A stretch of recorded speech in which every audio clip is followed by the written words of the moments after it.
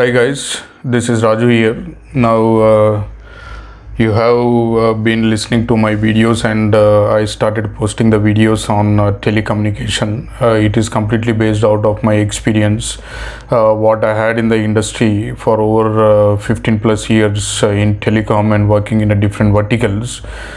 Now some of the videos what I have posted also is on the telecom introduction and then on the roaming part, and as well as slowly we are progressing towards 4G and 5G. In between I have conducted the 3G live session, and there we have discussed about the architecture of the 3G, and later I have posted the video on SMS call flow, and I got a good response on that as well. So I would like to have a continuous support from you guys, so that I will keep on posting more and more videos, so that more of the knowledge can be spread across, right? And that too, in this COVID situation, it will be very useful if someone is preparing for interview to attend a job. Then you can refer to my videos to get a knowledge on the overall telecom domain, because I'm going to post on 3G, 4G, 5G, IoT of things, and also on the billing mediation, how it works and what exactly happens in mediation, what happens in the billing system. So all those things I'm going to post it out. So what I request every one of you is to please subscribe to my channel and stay tuned, so that whenever I keep on posting the videos, you will be getting more and more alerts, and you will have the chance to go through the videos to get at least some kind of knowledge on the telecom. So I wish everyone to stay safe, good health, and please subscribe to my channel and yeah, get knowledge, right? And if anyone is having any kind of comments or any kind of suggestions, please write to me. I'm going to give my mail ID in one of my video. In the voice call flow video, I'm going to give my mail ID as well as the phone number in that. So if anyone want to reach out to me directly, or if anyone want to drop me an email, then I request you to please go ahead and do the same, so that I will get some knowledge, because knowledge never ends, right? So if I get some kind of knowledge in how I need to improve on, or what kind of expectation you people are having to get more and more domain related knowledge, then I will be able to give on that, right? So thank you guys. Now we'll move on to the next video that is related to the voice call flow, and I'm going to explain now about the voice call flow in this video. Thank you guys.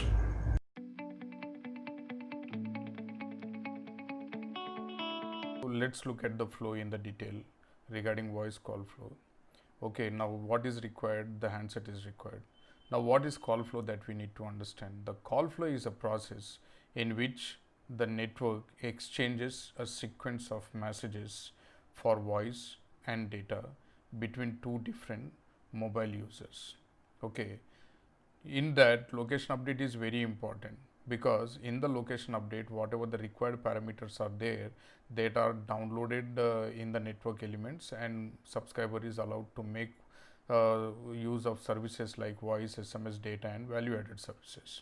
Now mobile services can only be used when the handset is registered to the respective network, which means that when a call is initiated, the SS7 messages flow in the air interface to connect the call. Okay, now let us see that how exactly the call connects between two different mobile users, because whenever the call is initiated, it is very important that how the messages flow in GSM network. So in GSM network, the mobile needs to connect to the radio network, and the radio network is mainly responsible for connecting the device and the core network. The BSS transfers the request of MS for radio resource allocation to MSC. The BSS assigns a channel to the MS with the given frequency and the time slot for establishing the communication route between MS and BSS. Now, based on the confirmation from the MS, BSS initiates the connection to MSC. Once the subscriber is connected, then the authentication happens based on the IMSI. After successful authentication, the MS and MSC starts the communication. In order to set up the call successfully, the subscriber data is loaded into the VLR along with the parameters like if there are any restrictions on the SIM cards and whether the calls are allowed or not. This process is completed during the location update activity, where subscriber data is requested. Once the VLR confirms the subscriber data, then the call setup process starts between MS and MSC. For particular call, the channel is established and this voice channel is allocated by MSC between MSC and BSS. After the channel is established, MSC routes the call to the B number, which is dialed number. In the process, when a call is received in the PSTN network, MSC will be notified with the alert that the subscriber is alerted, after which MS receives a notification and the call is connected. So, this is how the overview of the call flow is there, and now we will in detail we will see that how the signaling messages flow between different elements like your BSC, MSC and HLR. Now, we are discussing this call flow specifically when both the subscribers are within the same MSC. Now, let us look about the call flow in detail. Till now, we had seen that how the functionality of the call flow happens whenever we initiate a call from A number to B number, right? The same we will see in the flow diagram, that is nothing but in the call flow diagram. So, the first is the user, and then the user, whenever he tries to latch onto the network, what will happen? He will send a CM request. The CM request is received by BSC, and the BSC will send the CM request for further authentication with MSC. Now, what MSC will do? Okay, I have received your request and I acknowledge your request. That request will be again returned back by MSC to BSC. Now, what BSC will do? Okay, whatever the CM request you have requested me, that is been authenticated by or accepted by MSC, and I acknowledge the same to you. That will be confirmed to the user or the UE. Okay, as soon as that is done, then what the UE will say, or what the user or the what MS will say, okay, now do you do the setup. So, in the process it will send a setup message. Now, as soon as the setup message is sent from the mobile subscriber to the BSC, BSC will further authenticate or further send the request to MSC. Now, MSC what it will do? It will send the request to HLR. Now, why it will send the request to HLR? Because HLR will have the complete information of that subscriber profile, and at the same time the MSC will request HLR for the authentication information. That authentication we call is as send routing information. In short, we call it as SRI. So, as soon as the SRI is requested to HLR, then at the same time MSC will also respond back to the BSC saying that there is a assignment request, and BSC will say okay, I do the assignment, means there is a signaling that is happening in order to simultaneously provide the connection between the network elements. Now, in the process what it will say, the HLR as soon as the SRI request is received and in between the assignment request is also completed, HLR will say to MSC, okay, now you are asking me the SRI information, you give me the PRN. PRN is nothing but provide roaming number. Okay, now MSC what it will do? It will give the PRN in response, and once the PRN is received, the HLR will say okay, now as requested I am giving you the SRI. Okay, now as soon as the SRI is given by the HLR to the MSC, MSC will do a paging request, and in the process of paging, the BSC will means paging request to BSC, and what BSC will do? BSC will further request the paging request to the mobile subscriber B or MSB.